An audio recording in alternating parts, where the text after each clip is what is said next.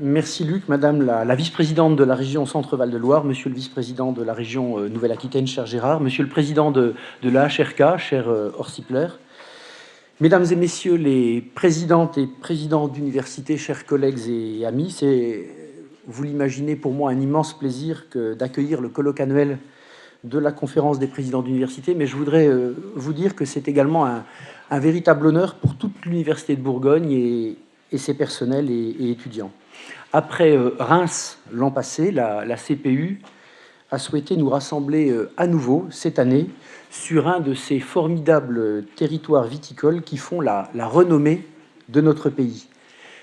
Bienvenue donc à toutes et à tous à l'Université de Bourgogne, une université qui jouit d'un ancrage territorial très fort, 6 campus, ici à Dijon, mais également à Auxerre, à Nevers, au Creusot, à Chalon-sur-Saône, à Mâcon, et une université qui, depuis 2012, a fait de l'ouverture sur le monde et de l'ouverture en direction du monde économique un fil rouge qui marque les choix stratégiques et les orientations de l'établissement.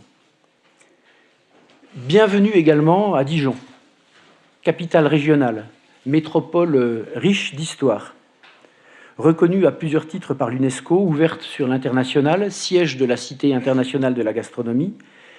Depuis plusieurs années maintenant, ce territoire a fait de l'enseignement supérieur, de la recherche et de l'innovation l'un des moteurs de son action et de son développement. Bienvenue enfin en Bourgogne-Franche-Comté. Si les frontières de notre région sont récentes, son histoire et son identité sont bâties sur 2 régions anciennes qui n'en font plus qu'une aujourd'hui, avec un caractère essentiellement rural, mais également de forts bassins industriels. Notre région est un des carrefours de l'Europe, située entre le bassin parisien, la région Auvergne-Rhône-Alpes, la région Alsace-Lorraine-Champagne-Ardenne, l'Allemagne et la Suisse. La Bourgogne-Franche-Comté se trouve au cœur d'un réseau de communication ferroviaire, autoroutière et fluviale qui a peu d'équivalent en Europe. Et cette situation géographique lui confère de belles opportunités. L'enseignement supérieur, la recherche et l'innovation en Bourgogne-Franche-Comté présente une organisation territoriale multipolaire avec un réseau de 13 villes universitaires qu'il nous revient de coordonner dans le cadre de la communauté d'universités et d'établissements Université Bourgogne-Franche-Comté. Reconnue au meilleur niveau par la qualité de sa recherche et de ses formations, notre université, l'Université de Bourgogne, accueille cette année plus de 30 000 étudiants. C'est un cap symbolique que nous franchissons, dont plus de 10% sont des étudiants internationaux. Et nous tous, communauté de l'Université de Bourgogne, et je sais comme vous toutes et tous, mes chers collègues dans vos établissements, nous sommes fiers que des jeunes gens, chaque année plus nombreux, s'engagent dans nos établissements. Nous sommes fiers qu'ils nous fassent confiance pour les guider dans leur parcours de vie. Et nous sommes tous fiers de créer dans nos laboratoires des savoirs que nous leur transmettons dans nos amphithéâtres et qui vont leur permettre de créer le monde de demain. Et je voudrais m'arrêter quelques instants sur l'histoire de l'Université de Bourgogne, puisque notre établissement célébrera en 2022 son 300e anniversaire.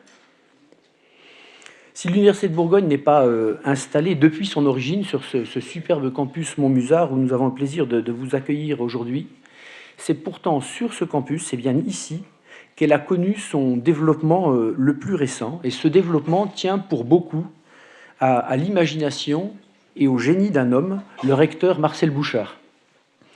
Marcel Bouchard est né à la fin du XIXe siècle à Vaune-Romanée, qui est un de ces merveilleux petits villages viticoles de la côte, près de Nuits-Saint-Georges. Et ce bourguignon, docteur ès-lettres, profita d'une opportunité de carrière pour s'installer à Dijon en mars 1946.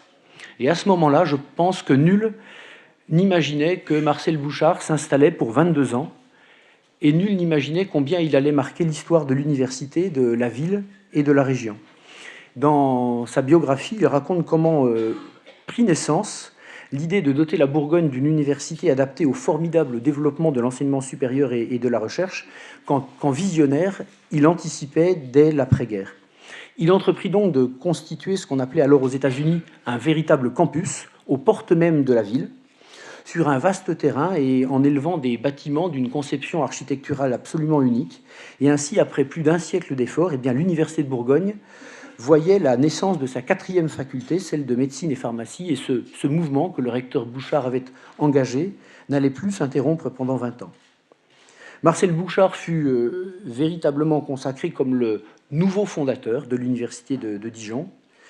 Il fut élu à la présidence de la conférence des recteurs des universités européennes en 1959 et il jouissait alors d'une autorité sans conteste. Et il donna aussi un élan décisif au développement d'une forte activité scientifique dont nous sommes tous ici encore les héritiers. Sa carrière prit fin en 1967 et nous savons que quelques mois plus tard, une réforme universitaire s'amorçait qui allait ravir au recteur la présidence des conseils d'université. Mais l'Université de Bourgogne, aujourd'hui, lui doit toujours beaucoup. Et j'aimerais à cet instant citer le nom de ses successeurs qui ont chacune et chacun, avec leur personnalité propre, chacune et chacun confrontés aux difficultés de leur temps, ont poursuivi et amplifié l'œuvre de Marcel Bouchard dans une véritable continuité qui permet à notre université de connaître de beaux succès. Et donc, je remercie et salue dans cette continuité le travail de Françoise Moret-Bailly, de Pierre Feuillet, de Jacques Vaudiot, Roger Paris, Gilles Bertrand, Jocelyne Perrard, Bernard Laurin, Jean-Claude Fortier, Sophie Béjean et de l'ensemble de leurs équipes. Et à leur suite, je suis heureux et fier de présider cette belle université et particulièrement heureux de le faire pour ce colloque qui a pour thème l'Europe des universités parce que je suis convaincu que l'Europe est un de nos chemins d'avenir et rares sont les interventions que je fais dans lesquelles je ne fais pas référence à l'Europe, cet espace unique dont ont rêvé Adenauer, Schuman, Monnet, toutes ces grandes figures qui ont fait de l'utopie européenne une réalité et qui ont permis que notre continent, à l'histoire ancienne et souvent tragique, devienne un espace unique de développement, de paix et de démocratie. Et à l'heure où l'Europe traverse une période d'incertitude, où l'Europe cherche de nouveaux chemins, le 20e anniversaire du processus de Bologne est une opportunité et synonyme d'espoir. Il porte en lui des valeurs qui sont fondamentales pour nos sociétés. Et les universités partagent ces valeurs fondatrices de l'Europe, le respect de la diversité, le respect de la dignité humaine, la liberté, l'égalité, la démocratie, le respect des droits de l'homme et de l'état de droit.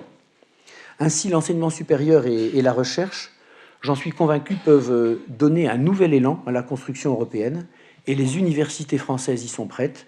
Et c'est bien le sens de ce colloque annuel que tous ensemble nous organisons. Je ne serai pas plus long ce matin. J'aurai le plaisir de vous dire encore quelques mots ce soir au dîner de gala à l'Hôtel de Ville.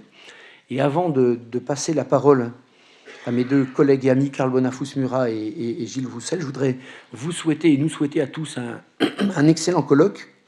Et puis j'ai le plaisir également de remettre au président de la CPU, Gilles Roussel, la médaille d'honneur de l'Université de Bourgogne.